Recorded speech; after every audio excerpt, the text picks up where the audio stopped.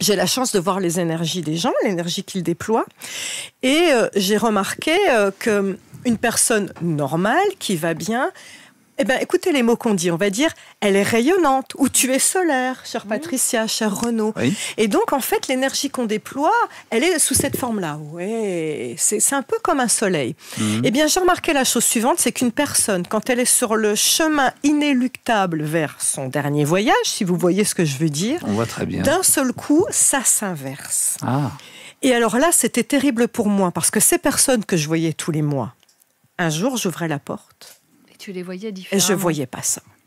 Ah oui, donc tu savais que l'issue n'était pas loin. Et toi, tu le savais, mais pas elle, évidemment. Et on n'a pas le droit de le dire. Évidemment. Ah oui, évidemment qu'il ne faut pas. Et alors en plus, il y avait ça, plus l'aura était brouillée. Ça ressemblait un petit peu à quelqu'un derrière un rideau de douche. Vous voyez ce que je veux dire? Quand je regardais autour de l'aura, ça donnait cette espèce de halo. Ah oui. Et donc, c'est terrible parce que... Ça fout la trouille, parce que du coup, on n'ose plus aller te voir. On se dit, mon Dieu, pourvu que mon aura soit pas brouillée, parce que sinon, ça veut dire que j'en ai plus pour longtemps. Ça va devenir effrayant. Non, parce que de toute façon, c'est écrit. Alors, j'ai pas le droit de dire, et puis j'ai aucun levier d'action dessus. On doit le sentir, on doit le voir dans tes yeux, dans ton visage. Peut-être que tu laisses transparaître sans le vouloir quelque chose qui montre à la personne que elle est pas bien.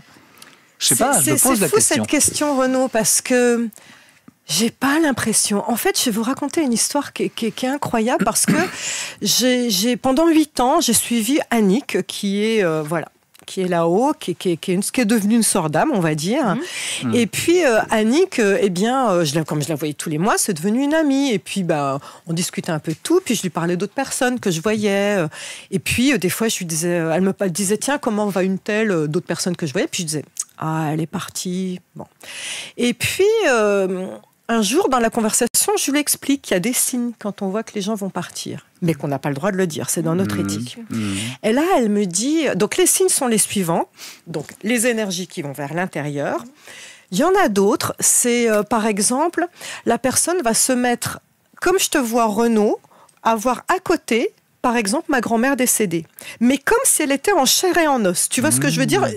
Mon esprit ne fera pas la différence. Ah oui. Et le pire, c'est que ces personnes ne se posent pas de questions. Par exemple, je pourrais me mettre à voir ma grand-mère à côté de toi si j'allais mourir, tu vois. Oui. Et à aucun moment, mon mental se dirait « Mais qu'est-ce qu'elle fait là ?» Tu vois ce que je veux dire ? Ça paraît naturel. C'est tout à fait naturel. Donc ça, c'est la première chose.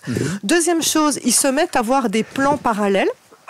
Pardon. Par exemple, ils diront « Sandrine, je viens de voir un dragon. » Par exemple. Donc ça, c'est encore un autre signe.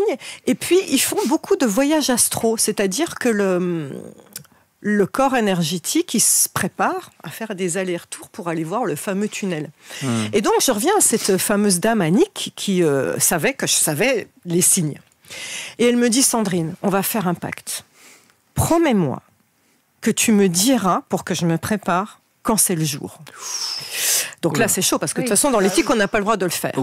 Donc, je lui ai dit, je n'ai pas le droit de le faire, mais je te poserai des questions par rapport à ces fameux signes qui te mettront sur la voie ou pas. Oui, d'accord. Et donc, un jour arrive où Annick, j'ouvre la porte et... Mais elle avait une maladie grave elle avait un cancer de l'utérus qui avait eu déjà 3 récidives. Ah oui, 3 récidives, d'accord. Voilà.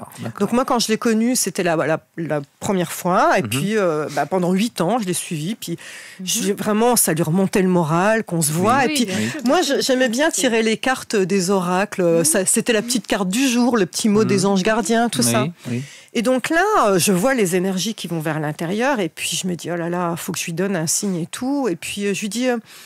Annick, t'as envie qu'on tire les oracles, la petite carte du jour, peut-être qu'on a un truc à dire et tout. Et là, j'étale les cartes, elles sont donc la face visible contre la table. Contre la table, oui, d'accord. Et elle tire une carte, elle me dit, celle-là, elle s'appelle blablabla. Elle me dit le nom de la carte. Ah oui. Et là, je lui dis, Annick, tu es connectée à l'invisible. Ouais, donc c'était ça. Voilà. Déjà, c'était une première... Tu es connectée à un autre plan. C'était prémisse. Et là, elle me dit, ouais, c'est génial, hein. Elle n'a pas réalisé tout de suite. Et là, non. Et en fait, je lui avais redit, je lui ai dit, mais tu parles à ton père ou qui est décédé et tout ça. Elle me disait, comment tu le sais ? Et donc, c'était le deuxième signe que je lui avais donné. Et là, je me suis rendu compte qu'en fait, le mental est tel que jusqu'au bout, et c'est normal, on veut se battre et voilà. Oui.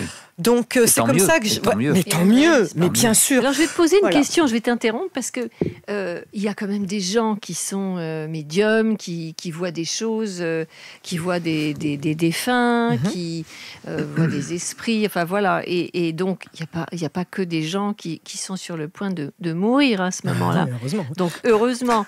Mais je veux dire là comment tu fais la différence, parce que ça aurait pu être aussi une sorte de médiumnité. Oui, c'est une bonne question. C'est-à-dire qu'elle était soudaine. Les personnes qui vont mourir ont une médiumnité soudaine.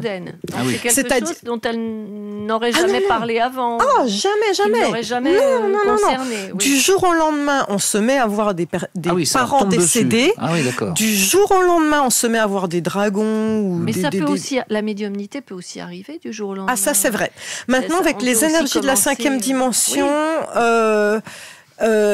voilà, c'est très bien, Patricia, que tu précises ça. Ça veut surtout ne flippez pas. C'est pas parce que d'un seul coup on va devenir clairaudient ou clairvoyant que ça veut dire qu'on va mourir. Ça veut dire qu'on s'ouvre tous vers des nouvelles dimensions. Des tas de gens qui vont flipper en nous entendant. Non, sûrement pas. Non, parce qu'il y a plein de choses cumulées qui me permettaient de voir. Voilà, c'est pas une chose. Il faut recouper des choses et effectivement c'est un ensemble par l'énergie qui va vers l'intérieur. Voilà, c'est pas un facteur isolé. Voilà, pas forcément ça. Plusieurs choses qui effectivement c'est important de le dire. Oui, c'est très important. Et ça, c'est important.